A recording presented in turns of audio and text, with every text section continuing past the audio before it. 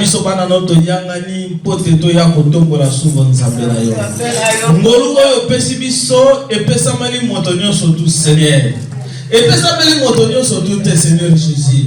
Pamba te mingi na ngonga oyo nzambe bani pesi na occupation na bango. Bani pesi na oyo mitema na bango lingi. Mais nzambe yo poni biso ata toza mibale ata toza misato nzambe mais biso to ye poto tombola bonzambe na yo biso to ye poto tatula ke yo ozali nzambe moto te atindi biso roi moko ta mokili atindi biso prince moko ta mokili atindi biso mais na bonzambe ya Yesu Masia ne biso to ye awa pote to tombola kombo oyo akufela biso le kulusu pe apesa biso bomoi yango éternel Père de gloire joana eloko yo okumba mana yo Seigneur oneto la mana yo poto yo bomina nkembo nyonso nkembo lokumu na biso to pesa mona moto na mokili te lokumu na biso to yo ko pesa mona roi Philippe te mais to yo ko pesa na oyo asala ete biso to zala batu na sena mo yango kolo na bondeli pona liloba na yo papa te liloba na yo etali singelo bi ete mota ko bika kaka na lipate mais mota ko bika na maloba oyo zali ko bima na monoko ya nkolo Yesu yango pe tika ete liloba na yo ezala pe liloba na yo ete tango ko bima eye ba ko bongo la bongo na biso to vivaka ne na liloba na yo yango ezali ko sala ete biso to zala ba oyo to zali yango polo to tiki moma on maboko na yo disposer mitema na biso na kombo na yo mokonzi Yesu Masia nde biso nyonso tu to bon lokola lolenge moto moko tolobi amen amen amen hallelujah. Oui mes bien-aimés, sans plus tarder tokokota na vivre sujet na biso ya lelo sujet na biso ezali ete tokolobela likambo o balobeli jibile nayebi te soki toyebi jibile elobeli biso nini.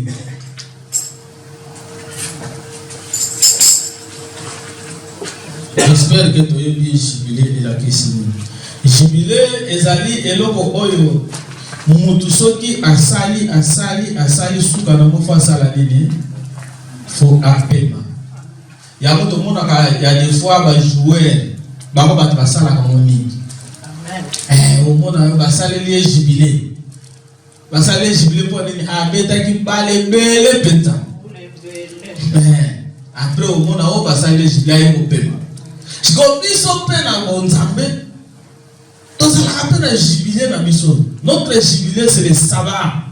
Amen. C'est le sabbat le jour où biso nyonso tozali ko pema elongo na nkolo Yesu. Elongo o tozali ko sepela na nkolo Yesu. Yango zo mona ete un jour Seigneur Jésus a seki ba pharisien na ba scribe. Bango bakanga ka balobi ete leza mokolo na saba. Comment yo ozali ko guérir mutu na mokolo na saba? Yo ko guérir mutu na mokolo na saba te. Saba esalama ete mutu ko simba eloko moko te. Mais babosa ki une grande chose. La chose en question ezali. Est-ce que yo comme na roi a invité Bat baye na fête na ye? Tant bat baye na fête na ye mbala moko mutakoi malade pour roi dikié parce que eza fête na roi bosani ya so qui peut mutu wana parce que eza fête na ye. Alors tant on baka saba ezali fête ya Yesu Masia. Comment ça fait-il que na fête na Yesu ton na repos ya Yesu amoni mutu oyo azana mikakatano liboso na ye dikié kabo et comme ça jamais. Il y a un moment dans quel jour à Sabbat, c'est Jésus Saint. Azali ko biki Sabbat. Il y a un moment dans lequel il y a un sepela, bateau va y pas naïe, bateau lila. C'est ça le bien-aimé. Et si quand ba farisaï ba banaï ko comprendre té. On dit qu'on va mutuni nazo respecter Sabbat. On que bateau ko ça que Sabbat ezeli wana ne azap atelier ni mo Sabbat. Le bien-aimé jubilé eza eloko malamu. Kosala jubilé eza eloko malamu. Il va entendre le biboye. Vaut mieux. Un jour. Non. Alors, biboye. Vaut mieux la fin d'une chose que le commencement. Et le commencement. Awa, nzambe ya liboso. Ngai nzambe ya liboso na nzambe ya suka. Ngana poni nzambe ya suka. Alléluia. Amen. Parce que nzambe ya liboso aza nzambe oyo ndenge bamo moko bafarisayi bazoloba le tout leur temps tout temps. Nzambe ya liboso azalaki osali kaka eloko moko bambala moko na minute kaka na mpasa paya. Ok. Osali kaka mwa eloko omona kaka pa afongoli mabele emeli yo otamboli. Mais nzambe ya lelo afongola asu mabele te po emela bato. Amen. Siko prenez nzambe ya liboso tobengi ye loi. Loi wana soki kaka o désobéir na loi mbala moko pouf otamboli. Mais tellement loi ezalaki makasi nzambe ya suka alobi te loi oyo namoni oyo azokoka nango te. Loi oyo namoni ndita azokokane te. Loi oyo namoni mama de azokoka te. Siko na osala nini mpo bakufa akaboye te. Po bazokufa mebene na mpasa kaka bokomona ntango mosusu 10 000 personnes pour bakei mpona loi. Mais sikoyo nzambe ya suka ye tobengi ye grâce aye alinga loba naza grâce naza trop patient napesa yo temps posali po soko osali likambo okimi mbango mpa na nga nakolimbisa yo me kozongela lisusu te. Mais nzambe ya liboso osali kaka mbeba mpo eza kutu te apesa yo temps kaka na minute omona mpenza kaka ebeti kaya otamboli bino nyonso boleki oyebi eza na ndeko moko ye bakunda ye na ndako na ye na biloko nyonso tu ya ndako bakundi ye vivant. Toyebi ndeko wana bazalaki na camp. Nzambe alobi mutu atouché na interdit te. Yake touché na interdit. Babandi ko dénombré. Babandi nanu na tribu. Tribu eye kokoma na famille. Famille eye ko. Ah yes. Ego eye kokoma na ni na maison. Na maison eye kokoma na personne. Ah balobi siko yo lokolo yibaki. Sikoyo tozo kunda yo. Eza kutu teke akufi. Na bana. Na bibwele. Na bambwa. Na banyao wazalaki na moni. Nyonso tu. Allez, binono sotu na lebulu. Ce qui est bizarre. Mbongo mwa yibaki na balengo do. Bafi na mbongo na balengo do basali. Bakudi na. Bon maintenant le problème est que tu comprends dans la sujet on a pour ça sujet très sérieux peut-être. Tu comprends dans la sujet on a la grâce c'est notre Seigneur Jésus-Christ et la loi c'est Moïse parce que Moïse il a zalaki wana soki kaka yo osali mwa eloko moko boye Moïse ayi alobi papa omoni azo respecter na yete makambo baki mbala moko papa sane na yebo yo lokolo yo kitale chikote viens. Mais la grâce dans la yé soki papa linga beta chikote alobi papa litala ko beta te tika ngai na solo na ye na pesa ye na loi conseil akoyoka po baza baleki na nga baza bamina nga tosololaka baza bami bakoyoka ona papa le boli kamote yo sala nga batiki sikoyo bebene La Bible nous dit ceci. Maintenant, Dieu, il se cache. Si tu veux voir notre Dieu, il faut passer par qui? Par Jésus-Christ. Par Jésus. Si on dirait que c'est différent, comme le jubilé. C'est différent, hein? Na jubilé, on a autour peut-être que c'est un jubilé.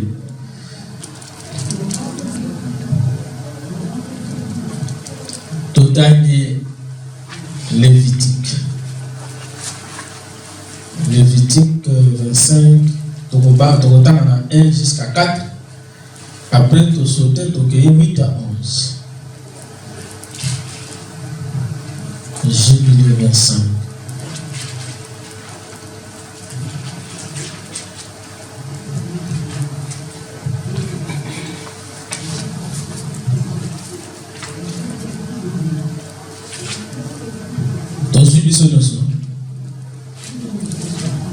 Lévitique 25, 1 à 4, 8 à 11.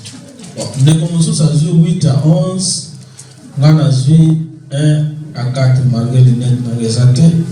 Tout tangi na pomo na esmosia. Alléluia. L'Éternel parla à Moïse sur la montagne de Sinaï et dit: parle aux enfants d'Israël et tu leur diras: quand vous serez entrés dans le pays que je vous donne, la terre se reposera, ce sera un sabbat à l'honneur de l'Éternel. Pendant 6 ans, tu ensemenceras ton champ. Et pendant 6 années, tu tailleras ta vigne et tu en cueilleras les produits. Mais la 7e année sera un sabbat, un temps de repos pour la terre, un sabbat à l'honneur de l'Éternel. Si vous avez bien aimé yoki nzambe azoloba. Nzambe ana bezo siko aloba na biso to fani na bolingo na nzambe.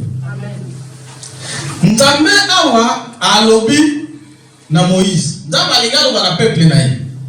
Mais alobeli na nzela ya Moïse o azali ntoma na ye. O azali prophète na ye. O azali mosali na ye. O azali mowumbu na ye. Alobi yebisa bango. Bakosala pendant 6 années. Pendant 6 années, ils vont travailler. Donc, tu vas dire, première année, 6e année, ils vont faire quand ils vont reposer. Ils vont reposer la 7e année. C'est beaucoup, non?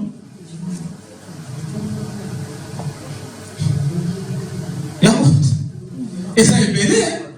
Donc, tu vas dire, première année, 6e année, 7e année, ne va pas salir.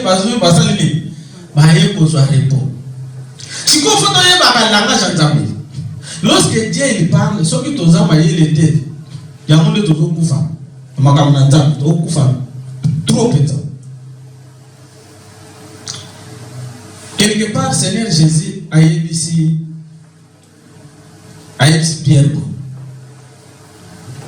Ils ont Pierre Moutaïe du bosso par Seigneur Jésus. À l'objet. Seigneur, combien de fois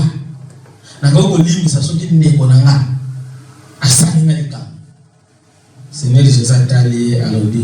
On peut 70 fois facette.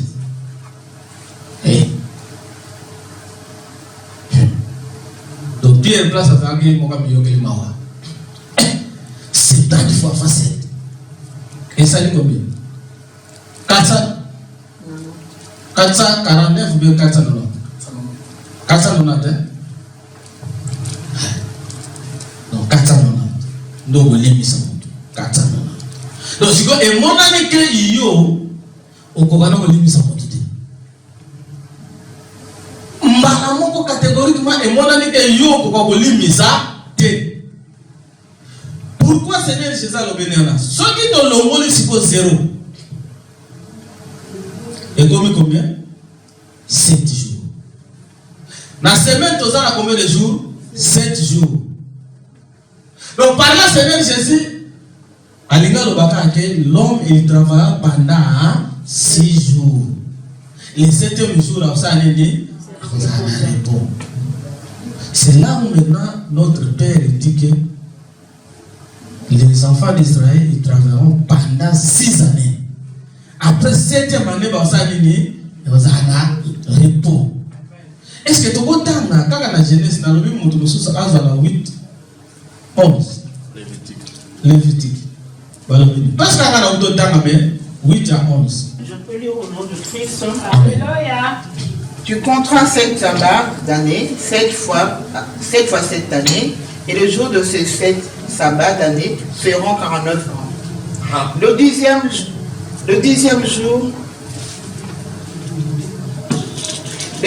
jour du 7e mois, tu feras retentir les sons éclatants de la trompette. Le jour des expiations, vous sonnerez de la trompette dans votre pays.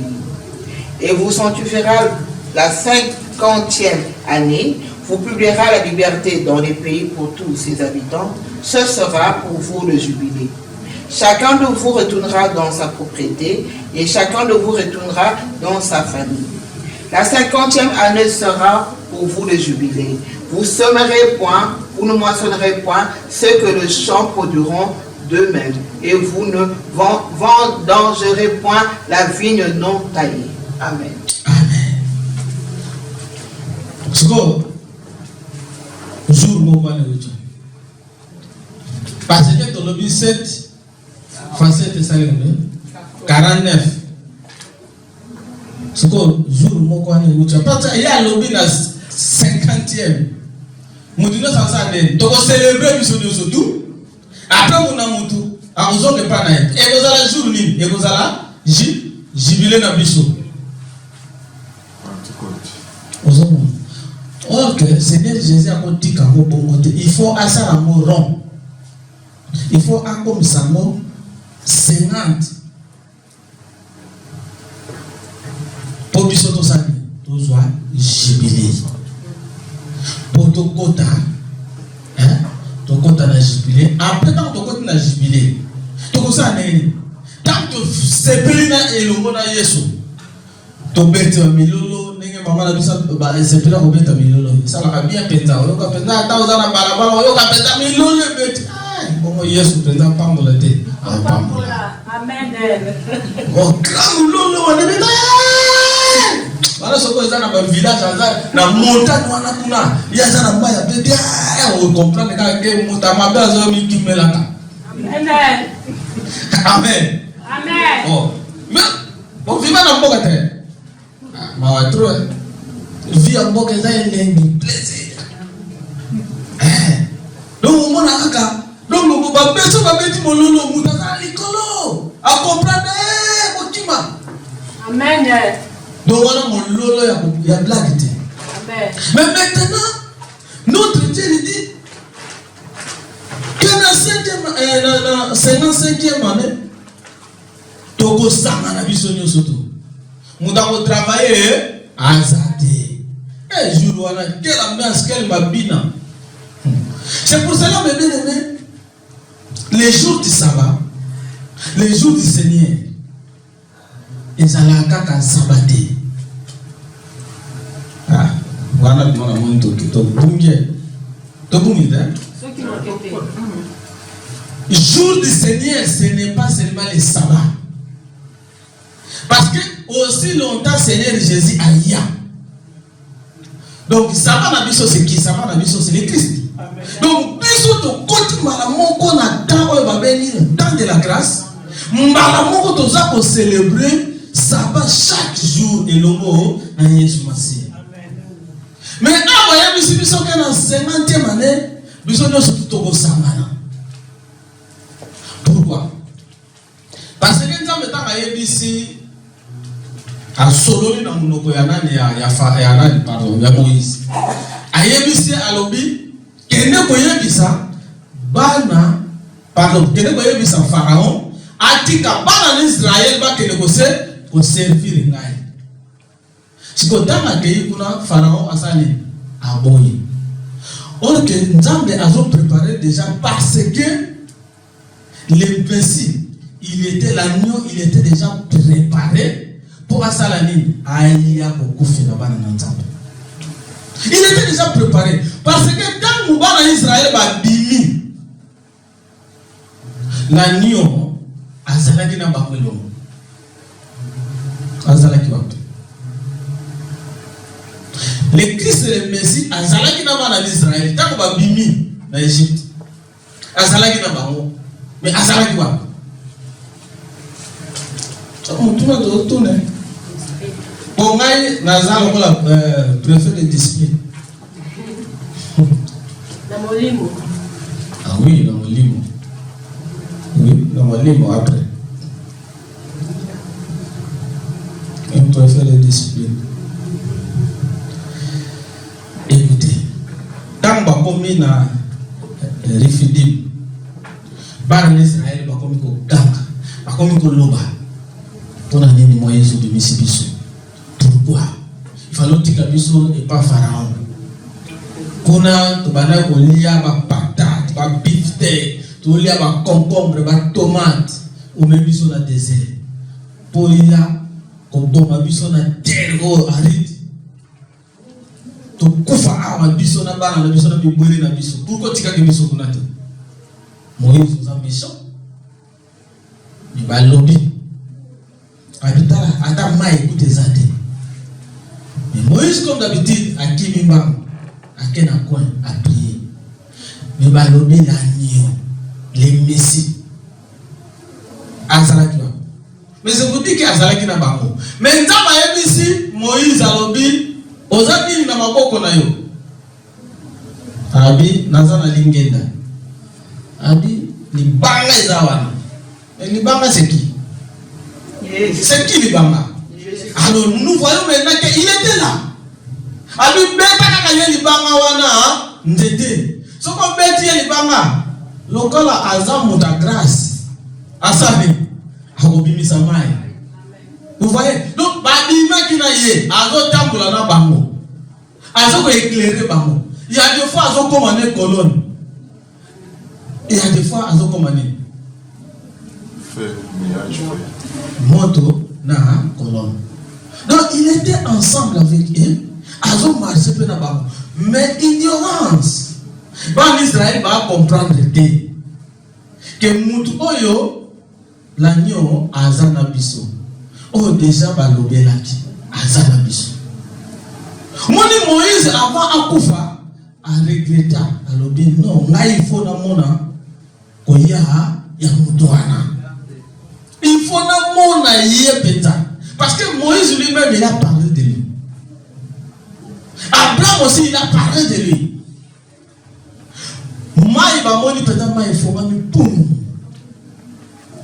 Bazo le kapeta batani peta ba mona peta ke tala mo liyanga ye wana me moya zo yepe esate. Liyanga peta ye atale alo oh me bino ndenge ni boko sala barrage ko ngana le kaka bikolo nyonso. Oh nzombo ta ye alinga bima me moya bima sata mona peta 1000. 1000 na mo siko ba chama ya vitre. Ah non, on a tapé à la mia, bino baba, bon, fort. On limite les autres les cas. Mais malgré ça, les gens là, ils ont vu. Rien n'était biso sur le beaucoup monde, mon camarade. Bah, mon liba baka, on va extra miracle. Oh, bah, on mona. Moi, ça dit mi. Mais aux autres les capés, place moi, ils allaient qui potopote ça sous terre, bah, lobby est comme sec. Mais ce n'est que les mêmes gens, bah, Kenangambo, bah, moni, bah, soda ya Pharaon. Ah, non, mon surtout à tout ça, bah, zété na maï. Maï et kani, et zongi les salaki. Mais bah, comme dans le désert, bah, comme miri sous. Oh, bien aimé. Ça, c'est l'homme. Alléluia. Ça, c'est l'homme. Au moins, me bien aimé, Nzambe. Asalaka biso ba mikamo belé, ba miracle belé. Mais nous ne croyons pas à notre Dieu. À chaque fois, nous demandons fois nous pleurons. Chico, mais bien aimé, dis-moi un peu. Biso na nzambe. Nana profita kana moninga. Nana profite na moninga. Pour à chaque fois, biso kana ba donse na nzambe. Kaka biso ba tolo ba nzambe pesa ka bongo mele. Nzambe pesa ka ba. Nzambe pesa ka mobile. Nzambe pesa ka mozi. Nzambe pesa ka nda. Pesa ka musa. Pesa mukanda. Biso to senga kaka. Mais si moi nzambe no bika ake adore-moi. Ezala l'amour, c'est tout. Alors, adorer les naïs, ezala l'amour. Là, on sait que c'est le pénété. Autant que vous adorez aux amours, au ressent la pénété. Assez que le biloko, mais biso si vous la biloko do 50 ans. Mais na mawanaye, nzambe azo sunga biso. Alors, na 50e année, boko sangana après ko sangana bosa de muna mutasai. A kozonge painaye. Toye awa me bien aimé, to sangani. Si kozonge mutasai bo ane ko sangana biso c'est pas grave. Parce que nous avons compris qu'il y a un jubilé. Il faut biso to kota na jubilé wana. Enfin, to seper la Christ de l'eau. Mais bien aimé, les gens là qui restent à la maison ne regardent pas. Ça c'est leur problème. Mais toi tu as compris qu'il y a un jubilé, il y a un repos, il y a un sabbat. Tu kana kende. Na sana na fête na le roi des rois. Parce qu'il m'a fait quoi? Il m'a fait grâce. Tous ceux qui m'a péché me dit